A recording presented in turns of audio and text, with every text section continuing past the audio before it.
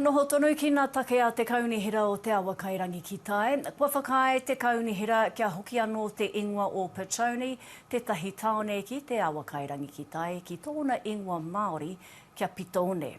Anei na whakamārama a Riria Dalton Reedy. Kei te whakaarahia anō ngā kōrero tuku iho o te awa kairangi ki tae, kia hoki anō tēnei takiwā ki tōna ingoa tūturu. Here we put forward the name change and we're supporting their name change to go back to Petone from Pito-one. The name talks about us as Te Atiawa when we moved to live around the harbour, establishing our sense of place. Hei tā Campbell Barry, koro matua o te awa kairangi, e tautoko ana ia i tēnei tono. He mahi nui hoki tērā ki te whakamauru ake i ngā hara o mua. And that really is to have a kōrero with the conversation around correcting a past wrong. You know, it's around making sure that Petone is spelt correctly and also it can be pronounced correctly as well. So I think that's the right thing to do and should actually be quite straightforward in my view.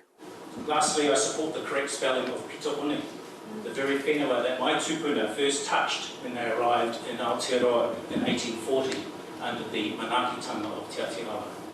Heoi, kei te rereke ngā whakaaroa ētahi o te awa kairangi, i te mea, kua roa rātou e whakamahi ana i te ingoa he. I'd still call it Petone, because I do, I had done for years, so not going to change for me. Yeah, it's pretty good, because just like for the Māori community and all that, you know, just having their name back is a huge difference. It's real good. I whakapopa te Te Atiawa, and I agree wholeheartedly that Petone is the correct pronunciation.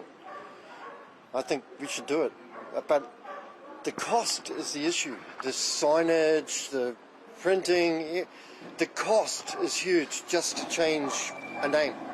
It's a small step, but it is enabling us to educate our own people who live in the Hutt Valley.